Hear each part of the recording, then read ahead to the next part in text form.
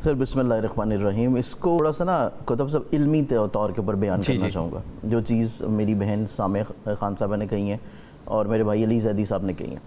अली जैदी साहब की आखिरी बात से मैं थोड़ा इख्तलाफ करूँगा, लेकिन इसमें यह है क्योंकि मैं सिखा भी रहा हूँ एस्ट्रोलॉजी, तो मैं कोशिश करता हूँ कि जो बात जाए उसके पीछे ना कोई बुनियादी हमारे पास ऑथेंटिक रीज़न हो।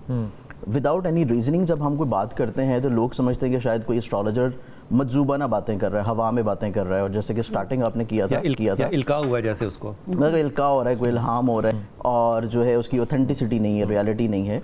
जैसे कि आपने इब्तिदा में बोला था कि अंदाज़ों का इल्म है, बेसिकली ये कैलकुलेटेड नॉलेज होता है, और हम जो बात करते हैं हम उसको अपने माजी के तजर्बात की बुनियाद के ऊपर लेकर चलते हैं। ठीक।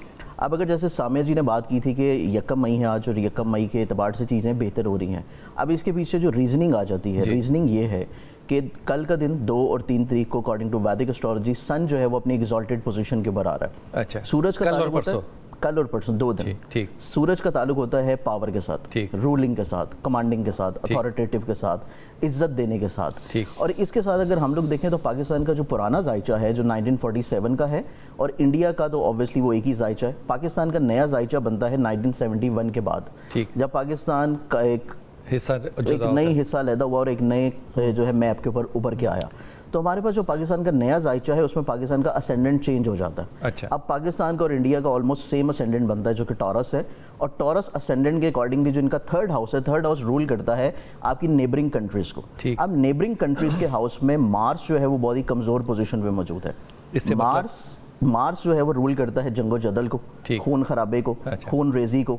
अच्छा। आपकी नेबरिंग कंट्री के हाउस में जब मार्स रूल करेगा तो मरीख जो आपके इर्द गिर्द की जितनी सरहदें हैं उनको स्ट्रेस की तरफ लेके जाएगा। ठीक। इसके बाद ये रूलिंग मार्स की एक दफ़ा ना इस साल वाहिद ऐसा हुआ है बहुत सालों बाद कि 20 अक्टूबर 2024 से लेके तकरीबन कोई 6 जून 2025 तक मरीख जो है उसने अपने डेबिलिटेटेड हाउस में रहना है, वीक हाउस में रहना है। और मार्स जो है वो इस साल का भी नंबर है, क्योंकि ये 9 नंबर का साल है और ये जंगो जदल का साल है। अगर तो आप मुझसे स्ट्रेट फॉरवर्डली ये पूछें कि इंडिया और पाकिस्तान की जंग होगी या नहीं होगी, तो इसका 2 लफ्ज़ों में जवाब है, अगर मेरी दूसरी बात को ना काट दिया जाए। पहली बात है कि जंग होगी, लेकिन अभी नहीं होगी, अभी वक्त नहीं है जंग होने का, क्योंकि आसमान के ऊपर सितारों की जो पोजीशंस है वो इतनी स्ट्रांग नहीं है। सबसे उसमें मेजर जो रीजनिंग हमारे पास आती है, एक तो मार्स कमज़ोर है जो कि जंगो जदल का सितारा है।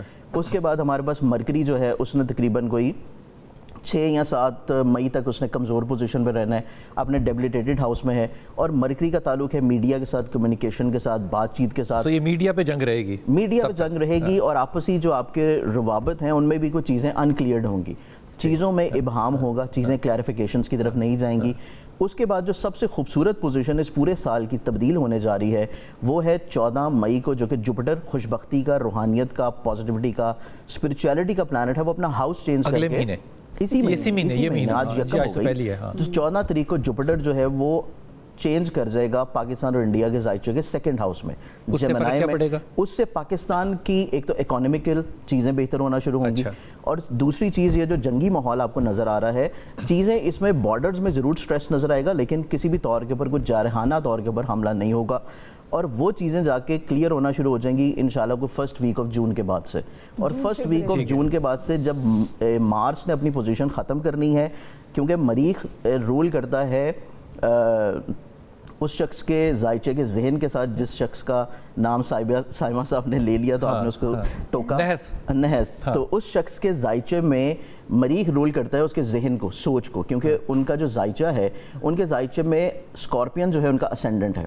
स्कॉर्पियन असेंडेंट होने के नाते उनका जहन का जो मालिक है, वैसे ही देखा जाए तो स्कॉर्पियंस थोड़ा सा साजिशी बुर्ज होता है, चीज़ों को, जवारी का जायचा मतलब चीज़ों को दिल में रखता है, कीने की सूरत में, बुग़्ज़ की सूरत में, हसद की सूरत में, और जब मौका मिलता है तो डंग ज़रूर मारता है। उसके बाद मरीख क्योंकि रूल करता है उनके जहन को, और मरीख कमज़ोर पोजीशन पे है और थोड़ा सा जज्बाती बंदा है, इमोशनल बंदा है, चीज़ें करता पहले है, सोचता बाद में है। तो ये उसकी नेचर हमेशा से रही है, चाहे गुजरात वाला वाक़या देखें या बाकी चीज़ों को देखा जाए। तो उनकी सोच जनरली पाकिस्तान के हालात जो है वो अगले महीने के मिडल, इस महीने के मिडल के बाद। सर पाकिस्तान के जायचे में ऑलरेडी अगर हम लोग देखें तो पाकिस्तान के जायचे में सैटर्न की महादिशा शुरू हुई है। अकॉर्डिंग टू वैदिक चार्ट अगर हम लोग देखें तो सैटर्न की महादिशा शुरू हुई है पाकिस्तान के जायचे में 2024 में, और ये तकरीबन कोई 34 साल एक अच्छा दौर होता है तरक्की का।